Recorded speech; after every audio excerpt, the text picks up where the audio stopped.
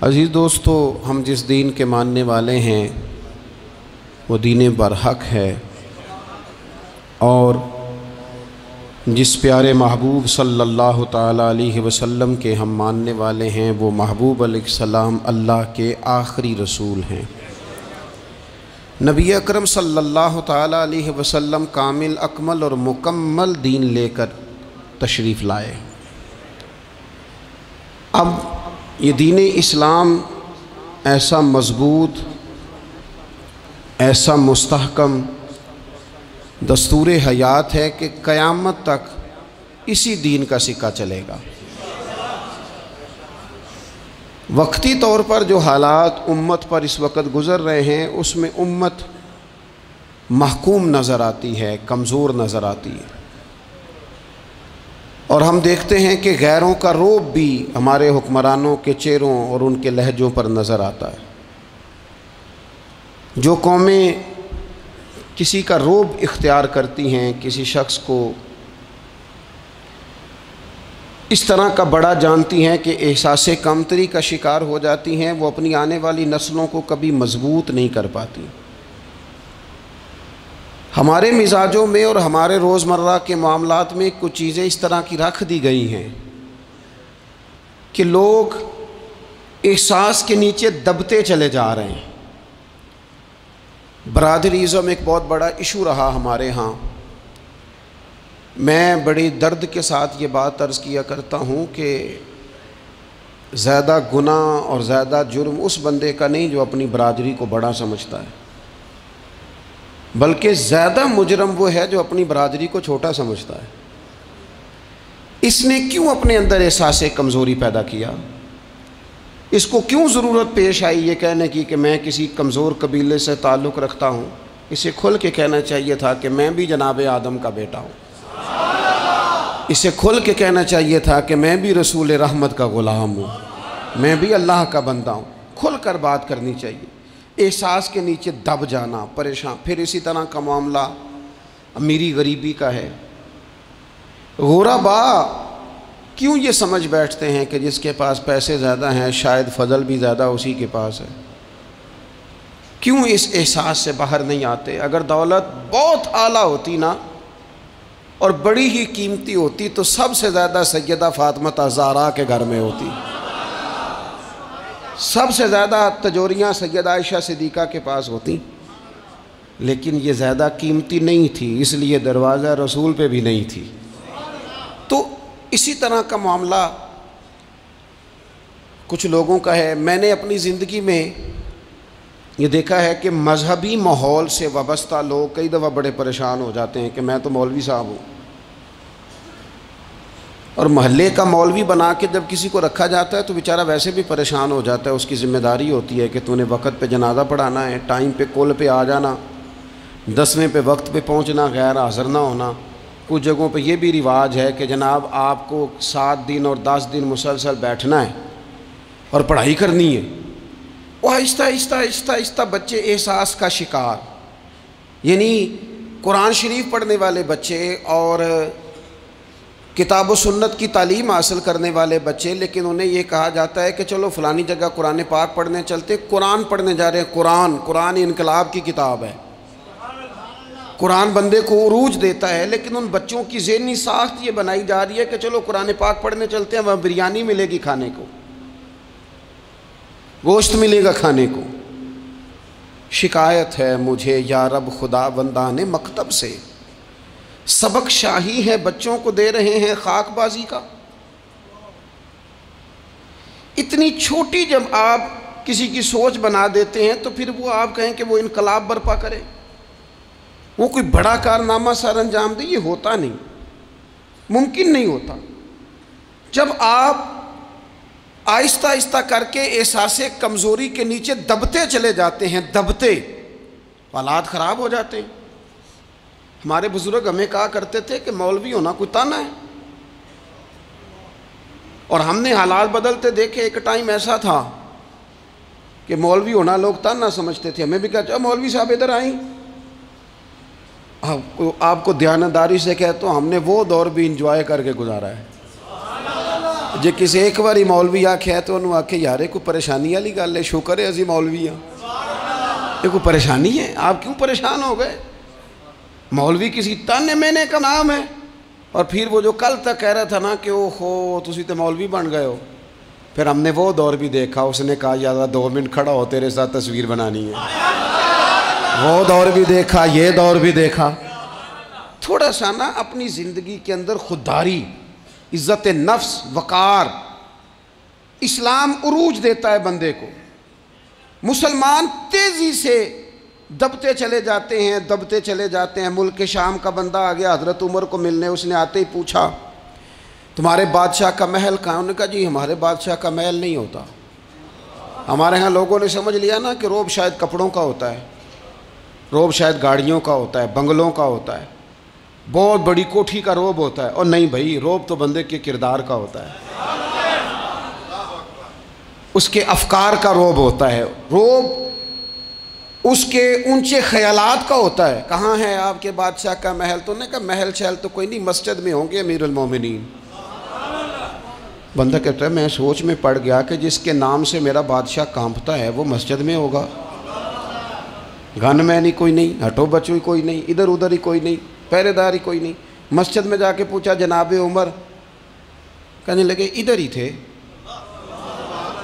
किधर हैं भाई हजरत? वो किधर हैं भाई? इधर ही थे। कहने लगा, मैं हैरान हो गया कि ये बादशाह की बात हो रही है। एक साहब कहने लगे वो खजूरों के बाग की तरफ जा रहे थे, कहते मैं खजूरों के बाग में गया तो एक बंदे से पूछा अमीरुल मोमिनीन, कहने लगा वो सामने की तरफ जा रहे थे, उधर गया। एक बंदे से पूछा कहाँ है वो शख्स इसकी 24 लाख मुरब्बा मील पे हुकूमत है? कहाँ है वो शख्स जो मदीने में बैठ के नारा लगाता है तो कैसर और किसरा कांप जाते हैं? वो बंदा किधर है कि जिसकी बात जगह जगह होती है, जिसका तज़किरा सुना है कि उसे देख के शैतान भी रास्ते बदल जाता है।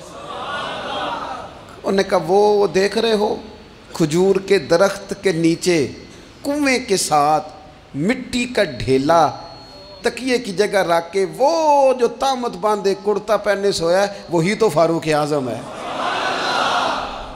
वो शख्स कहता है उमर सोए थे।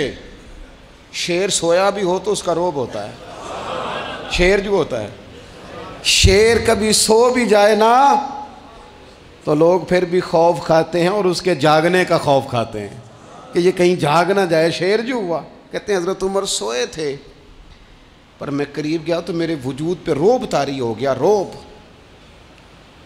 और मेरी ज़ुबान से बेसाख्ता ये जुमले निकले कि उमर तू इंसाफ करके सोया है ना, तो मिट्टी के ढेले पे भी तुझे सुकून की नींद है। खुददारी, वक़ार, इज़्ज़त, ये एहसास कमतरी से बाहर निकलें। हमने अपने बच्चों को मसल डाला है, वो तुसी माड़े दे बच्चे हो, तुसी तो नहीं ना आगे जा सकते, वो असी गरीब लोग ना बेटे तू फलाने के साथ ना जाया। हमने अपने बच्चों की ख्वाहिशात तबाह कर दी, कमज़ोर करके रख दिया, इन्हें बार बार सिखाया हमने। खुददार था वो बाप जिसकी थोड़ी सी आमदन थी पर वो गर्मियों में अपने पुत्र से कहता था पुत्र बड़ोले में दाने डाल दिए हैं, तुम्हारी माँ ने मर्तबान में अचार डाल दिया है, लो अब सारी गर्मियाँ परवाह कोई नहीं। वो खुददार लोग थे। लेकिन आज ये दीन गालिब होने के लिए आया है, मुसलमान ने गालिब होना है। ये थोड़ा अपनी ज़ात से उठकर जब सोचेगा ना, बड़ी बात करेगा, बड़ी बड़ी सोच पैदा करेगा, बड़ा इसका मिजाज होगा, खुला इसका दिल होगा, तो फिर ना ये ज़रा सर उठा के जिएगा। कुरान मजीद की जो आया करीमा मैंने तिलावत की, अल्लाह करीम ने फरमाया हुवल्लज़ी अरसला रसूलहू बिलहुदा व दीनिल हक़, फरमाया वो कादिर मुतलक है जिसने अपने रसूल को हिदायत और हक़ दे के भेजा है। दो चीज़ें दे के भेजा है, हिदायत और हक़। किताब हिदायत और हक़ हुजूर लेके आए। किस लिए भेजा है? कि निरा तस्बीह पढ़ें और सो जाएं, निरा जनाब इबादत करें और आराम करें, निरा जनाब तिलावत करें और आराम करें ना। हुवल्लज़ी अरसला रसूलहू बिलहुदा व दीनिल हक़, वो रब है जिसने अपने नबी को, अपने रसूल को हिदायत और हक़ दे के भेजा है। क्यों? कि लियुज़हिरहु अलद्दीन कुल्ले, ताकि इस दीन को तमाम दीनों पर गालिब कर दे, इसको गालिब करे, हर दीन पर ये दीन छा जाए। वलौ करिहल मुशरिकून, अगरचे मुशरिकों को ये बात बुरी ही लगे, ना पसंद आए, किसी को नहीं आती। लियुज़हिरहु अलद्दीन कुल्ले ही, ये दीन गालिब होने के लिए आया। गालिब, तू नमाज भी पढ़, इबादत भी कर, लेकिन ये भी ख्याल रख कि दुनिया में नमाज वाले नबी का निज़ाम भी कायम करना है। तेरे पास निरी मस्जिद नहीं होनी चाहिए, हुकूमत भी होनी चाहिए। मुसलमान के हाथ में निरी तस्बीह नहीं होगी, ये इनाने हुकूमत भी चलाएगा। इसके अंदर खुददारी होगी। हज़रत उमर तहज्जुद भी पढ़ते थे और सवेरे हुकूमत भी करते थे। हज़रत सिद्दीक़ अकबर सारी रात मदीने वाले की याद में रोया भी करते थे और सुबह उठकर तलवार लेकर नबी पाक अलैहिस्सलाम की ख़त्म नबुव्वत के मुनकरों के ख़िलाफ़ जिहाद भी किया करते थे।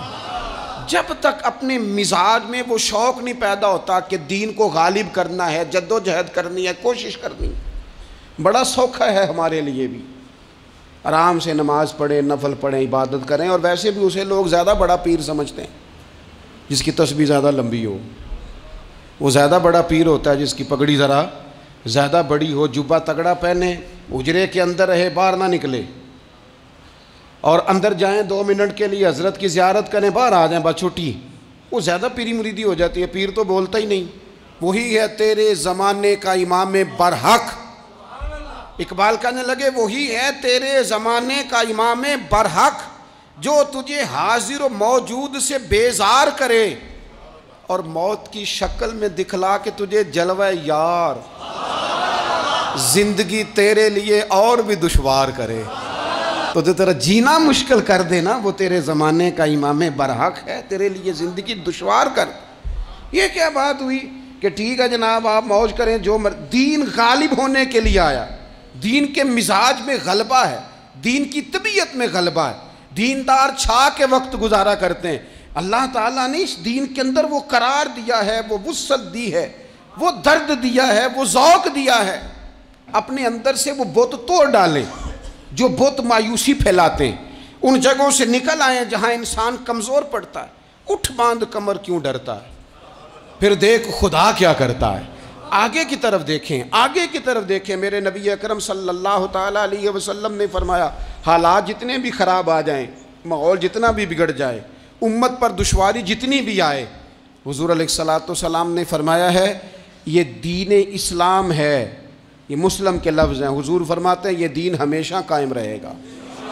और फरमाया एक जमात होगी पूरी मेरी उम्मत की जो दीन इस्लाम के दिफा में काम करती रहेगी, जद्दोजहद करती रहेगी, कोशिश करती रहेगी, हिम्मत करती रहेगी। मेरे अजीज़, हुज़ूर ने फरमाया हमेशा ये दीन कायम रहेगा और एक जमात हमेशा इस दीन के लिए काम करती रहेगी। और मेरे नबी पाक अलैहिस्सलाम ने फरमाया 100 साल के बाद तो अल्लाह ज़रूर इस उम्मत में एक ऐसा शख्स पैदा करेगा, ये इब्ने माजा में हदीस मौजूद है, जो इस दीन की नए सिरे से तजदीद कर देगा।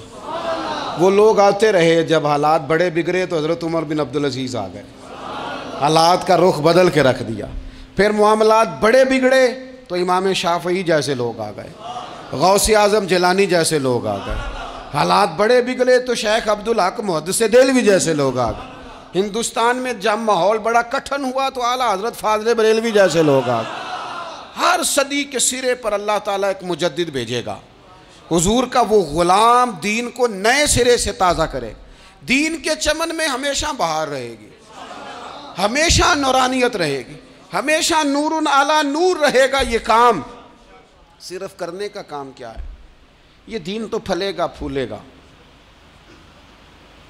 जो आगे बढ़ के खिदमत में हिस्सा डाल लेगा ना, वो अपना नफ़ा करेगा। ये कुरान पाक है, या अय्युहल्लज़ीना आमनू इन तंसुरुल्लाह यंसुरकुम व युसब्बित अक़दामकुम। अल्लाह फरमाते हैं लोगों, अगर तुम अल्लाह के दीन की मदद करोगे ना तो अल्लाह तुम्हारी मदद करेगा। व युसब्बित अक़दामकुम, और तुम्हारे कदम जमा देगा, तुम्हें इस्तिक़ामत दे, तुम आगे। और दीन की मदद सिर्फ पैसों से नहीं होती। कोई शख्स समझे कि फ़कत माल से मदद होती है। जब आप वक्त पर आकर मस्जिद में जुमे की नमाज अदा करते हैं तो ये भी आप दीन की खिदमत ही करते हैं। जब आप दीनी इज्तिमात की रौनक बढ़ाते हैं तो ये भी आप दीन की खिदमत ही करते हैं। जब आप किसी दीन के तालिब इल्म का हौसला बढ़ा देते हैं ना, बेटे बड़ी बात है कुरान पढ़ते रहना, ये भी आप खिदमत ही करते हैं। जब आप दीन के बारे में किसी जगह बैठ के अच्छी बात कर देते हैं, यार अल्लाह का फजल है हमारे दीन में ये खैर अल्लाह ने रखी, ये भी आप दीन की मदद ही करते हैं। आप किसी भी जगह किसी भी हवाले से दीन के लिए कोई भी पैगाम देते हैं, कोई भी बात करते हैं, तो आप दीन की ये सारी खिदमतें दीनियाँ हैं, ये सारा दर्द है, ये सारा ज़ौक़ है। हम अपना अपना हिस्सा जिस तरह भी मिला सके दीन की हिमायत में, दीन की मदद में। जहाँ कोई ऐसी बात हो रही हो वहाँ हम दिफा के लिए खड़े हो जाएं। हर शख्स अपने अपने मकाम पर दीनी इबलाग में, दीन की तबलीग में अपना किरदार अदा करे। एक जुमला कोई बोल देना रसूल पाक के दीन की मदद में, एक जुमला, यानी किसी को सिर्फ इतना कह देना कि यार तू अपने बेटे को, तेरे 5 बेटे हैं, एक को कुरान मजीद का आलिम ही बना दे। तू कह के चला गया और तू तेरी वजह तुझे खबर भी नहीं कि शायद उसने तेरी वजह से उसे दाखिल कराया है, लेकिन वो अगर आ गया पढ़ गया तो देख तुझे अजर अल्लाह कितना अता फरमाए। आधा जुमला बोल के दीन के मामले में मुआवन बने, कोई खैर का लफ्ज़ बोल के मुआवन बने। हम ना हिम्मत नहीं करते, हम कहते हैं वो फलाना करेगा, बड़ा आदमी करेगा, मौलाना करेंगे, पीर साहब करेंगे। अपना अपना हिस्सा, अपनी अपनी खैर। हज़रत उमर ने भी बड़ा काम किया है दीन की खिदमत में, पर सैयदना बिलाल की खिदमत का कोई इनकार कर सकता है? ड्यूटी हज़रत सिद्दीक़ अकबर की भी ज़्यादा है, पर जनाब सलमान फ़ारसी की खिदमत का इनकार किया जा सकता है? हर एक ने काम किया, हर नुक्ते का अपना उरूज है, अपनी। और ये दीन गालिब होगा, गालिब। ये मत समझें थोड़े से हालात कमज़ोर आए हैं और थोड़ा सा मुसलमान महकूम हुए हैं माली तौर, अपनी कोताहियों की वजह से हुए, अपनी गलतियों की वजह से हुए, अपने आमाल के सबब हुए। तो डर डर के ना जिए। नबी पाक सल्लल्लाहु अलैहि वसल्लम सफ़र पे तशरीफ़ ले गए। हुज़ूर अलैहिस्सलाम की आदत करीमा थी, जब सफ़र पे जाते थे तो सबसे आखिर में सारी तैयारी करके सामान समेट के सबसे आखिर में सैयदा फ़ातिमा ज़हरा से मिलते, फिर सफ़र शुरू होता। और जब हुज़ूर वापस आते तो सबसे पहले सैयदा फ़ातिमा से मिलते रज़ियल्लाहु ताला। हुज़ूर काफ़ी दिनों के बाद सफ़र से वापस आए, लंबा सफ़र था। सैयदा फ़ातिमा ज़हरा रज़ियल्लाहु ताला अन्हा से मिलने गए। नबी पाक सल्लल्लाहु ताला अलैहि वसल्लम का चेहरा नूर देख के तो सैयदा फ़ातिमा तड़प के रोईं, रो पड़ी। हुज़ूर ने फरमाया फ़ातिमा क्या हुआ? अर्ज़ करने लगे या रसूलल्लाह, थकावट के असरात में आपके चेहरे पे देख रही, और हुज़ूर कपड़े यूँ लगता है बड़े पुराने पहने हुए हैं आपने। हुज़ूर इतनी मुशक्क़त क्यों करते हैं आप, इतनी मेहनत, इतनी जद्दोजहद? तो हज़रत फ़ातिमा ज़हरा फरमाती हैं हुज़ूर ने मुझे थपकी दी और फरमाया फ़ातिमा रो ना। और यहाँ वो बाज़ लोग होते हैं ना, जो हमने देखा है हमारे यहाँ इस तरह होता है कि वो कोई इस तरह की बात करे तो वो ज़्यादा रोने लग जाते हैं, क्या करें, बड़े मसाइल हैं, बड़ी मुशक्क़त है, करना पड़ता है, लोग और ज़्यादा। लेकिन नबी पाक अलैहिस्सलाम ने सोचों को नया जाविया दिया, ख़यालात को नया रुख दिया, इस बात को एक नया अंदाज सोचने का फराहम किया।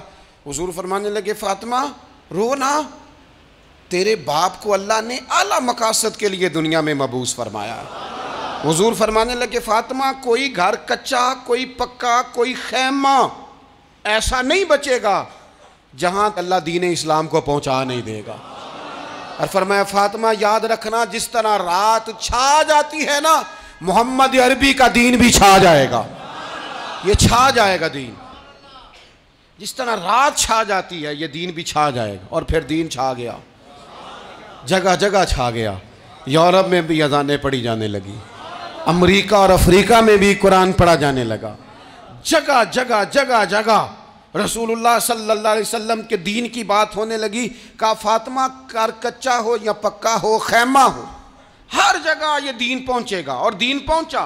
दोस्तों कमज़ोरी वक्ती तौर पर है, हालात वक्ती तौर पर हैं। मुसलमानों न घबराओ, खुदा की शान बाकी है। ये दीन फितरत है।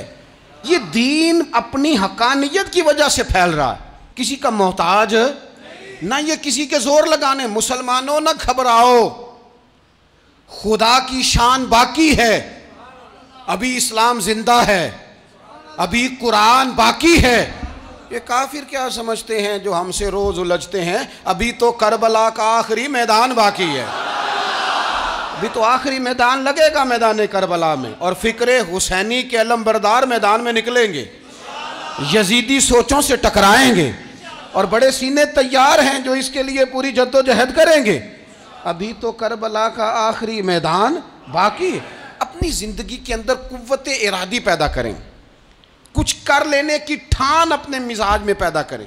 कमज़ोरी आ जाती। अदी बिन हातम जो थे ना, ये हातम ताई के बेटे थे, बादशाह का बेटा था, ज़माना बड़ा देखा था, बड़े बड़े वज़ीरों मुशीरों, सारी ज़िंदगी आला सतही वफूद से मुलाकात हुई। अदी हुजूर की बारगाह में आए, मुस्नद इमाम अहमद बिन हम्बल में मौजूद। तो इस्लाम पर अभी गुर्बत का दौर था, चंद लोग मुसलमान हुए थे। नबी पाक अलैहिस्सलाम ने फरमाया अदी कलमा पढ़ लो। तो अदी कहने लगे मैं तो पहले ही एक दीन का मानने वाला हूँ। हुजूर फरमाने लगे जिस दीन के तुम मानने वाले हो उस दीन को मैं तुमसे ज़्यादा जानता हूँ। हुजूर फरमाने लगे जिस दीन के तुम मानने वाले हो उसमें क्या ये लिखा है कि माले गनीमत का चौथा हिस्सा खा जाओ? कहने लगे नहीं। तो फरमाया खा क्यों जाते हो? अदी कहते हैं चूँकि ये हमारे अंदर की बात थी बादशाहों की, तो मैंने फ़ौरन सर तस्लीम खम कर दिया, मैंने फ़ौरन सर झुका दिया। मैंने कहा आप बात ठीक कर रहे हैं। हुजूर फरमाने लगे अब अगली बात भी करूं या रसूलुल्लाह फरमाइए। फरमाया पता है तुम दीन क्यों नहीं कबूल कर रहे? ये भी मुझे पता है। या रसूलुल्लाह क्यों? फरमाया तुम देखते हो कि दीन के मानने वाले गरीब गरीब लोग हैं, तुम देखते हो कि अभी ये कमज़ोर हैं, तुम देखते हो कि मक्के वालों ने मदीना तैयबा से परेशान करके मुसलमानों को निकाल दिया है। ये गरीबी देखकर, बज़ाहिर इस्लाम की कमज़ोरी देखकर तुम कलमा नहीं पढ़ रहे। हुजूर फरमाने लगे अदी मकामे हिरा का नाम सुना है? बड़ी दूर था इलाका वो, मकामे हिरा का नाम सुना है? अदी कहने लगे हुजूर सुना है पर वो जगह देखी नहीं। महबूब फरमाने लगे सुन, मैं वो वक्त लेके आऊँगा, मेरा दीन इस तरह नाफिज होगा कि एक औरत मकामे हिरा से ऊँटनी पे अकेली बैठेगी और अकेली आएगी और आके बैतुल्लाह का तवाफ करेगी, सिवाय उसे अल्लाह के किसी का खौफ नहीं होगा, रब के अलावा किसी से नहीं डरेगी। ये दौर आएगा। तू देख रहा है कि सिर्फ मक्के पे हुकूमत नहीं, दुनिया पे मुसलमान छा जाएंगे। और हुजूर फरमाने लगे किसरा का नाम सुना है? कहा हुजूर वो तो बाज़ार इस वक्त बड़ा तगड़ा बादशाह है। फरमाया उसके इलाके भी फतह होंगे, वो ख़जाने मुसलमानों के पास आएंगे। और फरमाया तू, तीसरी बात नबी पाक ने बयान की, फरमाया तू ये देख रहा है कि मुसलमानों में गुर्बत है? फरमाया आदि एक वक्त आएगा लोग देने के लिए निकलेंगे पर उन्हें लेने वाला कोई नहीं मिलेगा। एक वक्त आएगा लोग देने निकलेंगे, लेने कोई नहीं आएगा।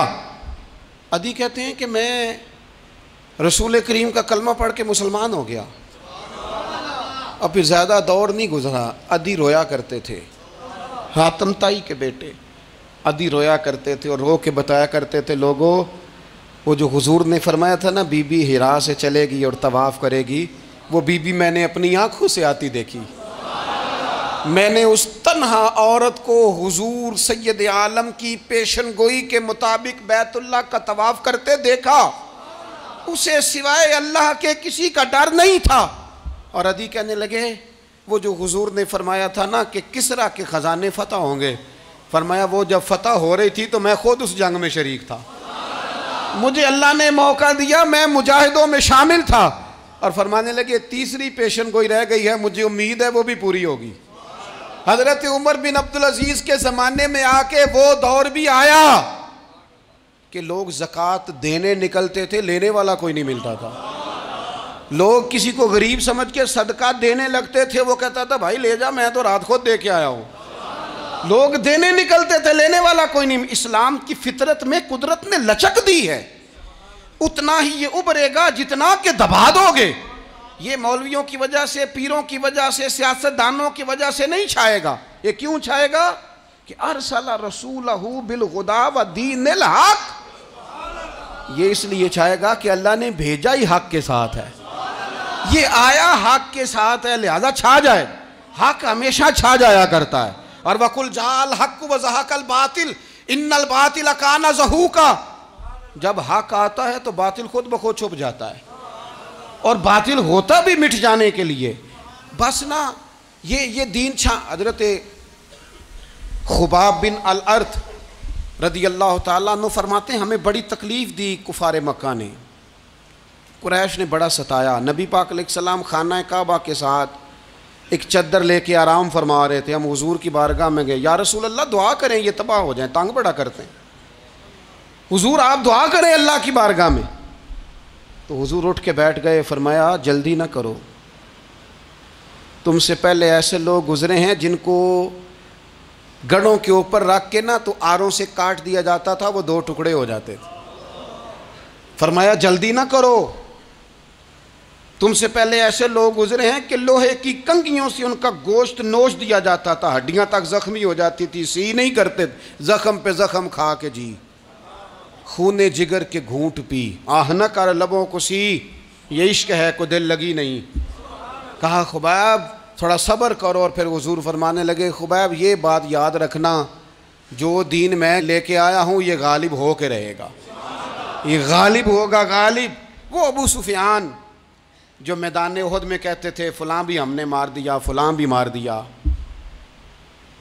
जब 10,000 का लश्कर लेके नबी पाक गए थे ना दोबारा वापस, 10 सालों में 3 लोग लेके हुजूर मक्के से आए, और 10,000 का लश्कर लेके जब दोबारा गए ना, अबू सुफियान कहने लगे लड़ना ही नहीं, क्योंकि जिस शान से मासूम आमना आए हैं लड़ने वाली बात ही कोई नहीं, ताकत ही नहीं, आँख नहीं मिला सकते तो हाथ कैसे उठाएंगे।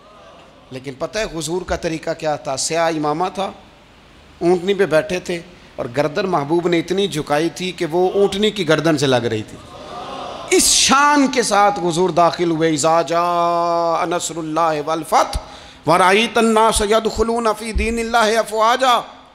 अपने अंदर ना थोड़ी सी आप 24 घंटे दुनिया कमाएं, कोई मना नहीं करता, माल कमाएं, जायदादें बनाएं, हलाल कमाएं, जितना मर्जी कमाएं, लेकिन ना कुछ थोड़ा सा अपने आप को दीन के लिए, सिर्फ माली तौर पर नहीं। हमारे यहाँ एक बहुत बड़ा मसला ये बन गया कि सिर्फ माली तौर पर हम समझते हैं दीन की मदद कर दी।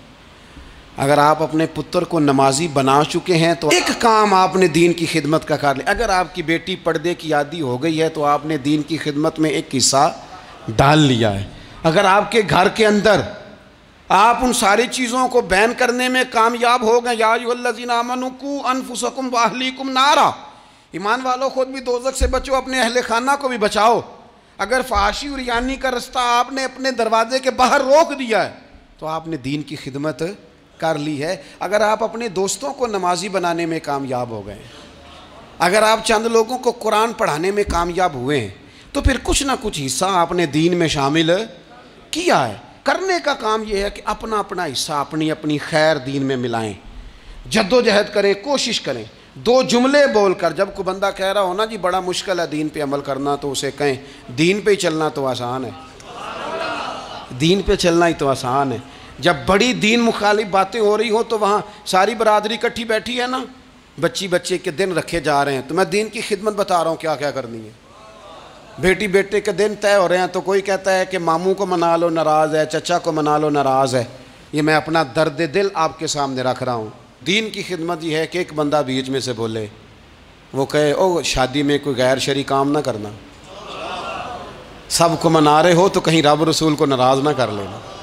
ये तेरी दीन के लिए खिदमत हो जाएगी, ये तेरी दीन के लिए खिदमत हो जाएगी। वो जिस शख्स ने जाते जाते रास्ते में कहा था ना हज़रत अब्दुल्ला मुज़नी को कि मैं एक मदीने में चांद चढ़ा देख के आया हूँ, कि जिसके करीब से जो गुज़रता है उसे भी नूर मिलता है, तो उसकी एक बात घर कर गई, जनाब अब्दुल्ला मुज़नी मदीने वाले के आशिक हो गए। आप कह दें, आप कह दें, बात फैल जाएगी, अल्लाह उसे फैला देगा। अपने मकाम पर बैठकर अपने अपने, मैं फैक्ट्री के मालिक से कहा करता हूँ कि तू ना मस्जिद ज़रूर बना छोटी सी, दफ्तर वालों से कहा करता हूँ कि यहाँ ना नमाज बाजमात का बंदोबस्त ज़रूर कराओ। मैं कहता हूँ ये सारे दीन के काम हैं। आप अपने अपने हल्का या असर में कहें यहाँ नमाज बाजमात होगी, यहाँ सवेरे आते ही पहले तिलावत होगी, यहाँ पहले कसीदा बुर्दा शरीफ, आप कोई खैर के काम में अपना हिस्सा डालते रहें। इंशाअल्लाह यहीं से चिंगारियाँ बनेंगी, यहीं से इनकलाब बरपा होगा। और इमाम जाफ़र सादक के कौल पर अपनी बात समेटूंगा। किसी ने कहा था मैं दीन की तबलीग करना चाहता हूँ, तो फरमाने लगे सौखा हाल है, तो दीन पे अमल करना शुरू कर दे। दीन की तबलीग होनी शुरू हो गई, अमल कर